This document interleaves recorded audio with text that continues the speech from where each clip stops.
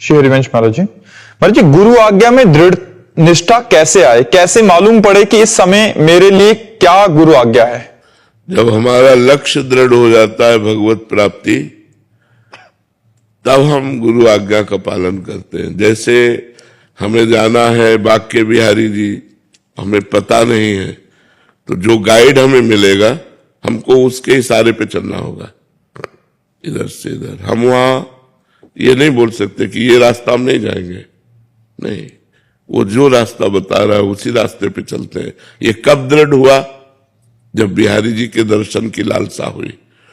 तो जब हमें भगवत प्राप्ति की लालसा या मुमुक्षुता सत्संग के द्वारा जागृत होती है, तब हम गुरु का वरण करते हैं। और जब गुरुदेव का वरण करते हैं और उनकी आज्ञा का पालन करने की उत्साह वृत्ति उसी में होगी जो भगवत प्राप्ति करना चाहता है। तो ऐसे हजारों लोग गुरु बनाते हैं, लेकिन गुरु की अवज्ञा कर देते हैं, उनकी आज्ञा का उल्लंघन कर देते हैं। वो जो नियम बताते हैं, जो साधन बताते हैं, जो मंत्र बताते हैं, उसमें रति न करके मनमानी आचरण करता रहता है जीव, क्योंकि उसको लक्ष्य नहीं बना। लक्ष्य क्यों नहीं बना? भोगैश्वर्य प्रसक्ता नाम तया प्रहत चेतसाम व्यवसायत्मिका बुद्धि समाधो न विधीयते। जिसकी भोग और ऐश्वर्य में वृत्तियां फंसी हुई है, चित्त जिसका प्रीत हो गया ऐश्वर्य में, भोग में, वो कभी भगवत प्राप्ति का लक्ष्य नहीं कर सकता, वो परमात्मा प्राप्ति का लक्ष्य नहीं कर सकता।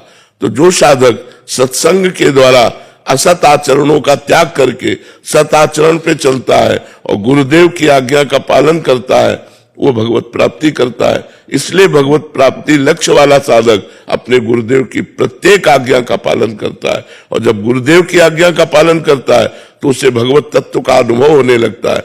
जैसे जैसे अनुभव होता है वैसे वैसे गुरु चरणों में न्यौछावर होता चला जाता है। जैसे जैसे भगवत आनंद की अनुभूति होती है वैसे वैसे लगता है बलिहारी गुरुदेव बलिहारी, अगर आप कृपा ना करते तो मैं इस आनंद को कभी प्राप्त ही नहीं कर पाता। इसलिए गुरु चरणों में तन मन प्राण से न्यौछावर हो जाता है। समझ पा रहे हैं आप?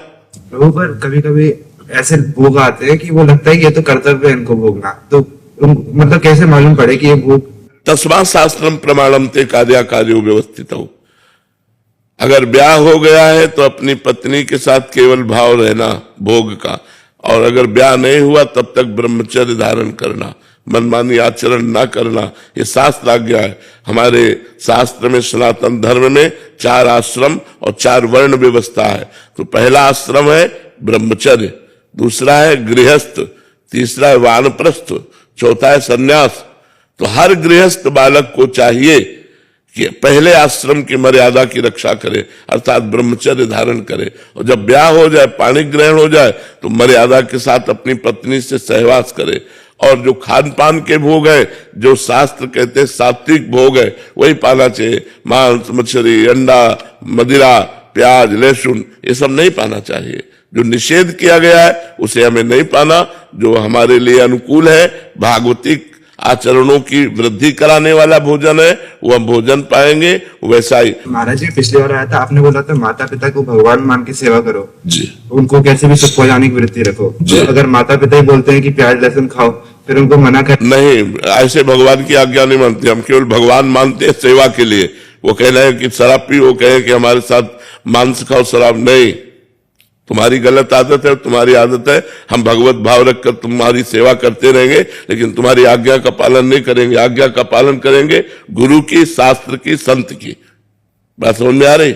और महाराज जी हर समय कैसे पता चले कि इस समय क्या आज्ञा है गुरुदेव की? अंदर अंदर झांक के देख, गुरुदेव बैठा हुआ है, वही अंदर आपको 1 सेकेंड में उत्तर दे देगा। 1 सेकेंड की गलत है नहीं करना, लेकिन वो बहुत धीमे उत्तर होता है, उसको सुनने की क्षमता चाहिए, अंतर्मुखता। तुरंत उत्तर आता है, देर थोड़ी लगती। और इसे सब लोग अनुभव करो, जहां गलत करना चाहते हो अंदर से आत्मा की आवाज आती कि नहीं कि गलत है, लेकिन हम उसकी बात न मानकर मनमानी आचरण करते हैं। ये कोई नहीं कह सकता है मुझे पता नहीं था कि ये गलत है, सबको पता होता है ये गलत है। आत्मना प्रतिकूलानि परेशान न समाचरित। हाँ, जो हमें अच्छा नहीं लगता हम व्यवहार दूसरों के साथ ना करें, ये शास्त्र की आज्ञा है। हमारी बहन को कोई गलत दृष्टि से देखे हमें बर्दाश्त नहीं, तो हम किसी की बहन को गलत दृष्टि से न देखें। हमारे साथ कोई बेईमानी करे ये हमें बर्दाश्त नहीं, तो हम किसी के साथ बेईमानी ना करें। आत्मना प्रतिकूलानि परेशान न समाचरित।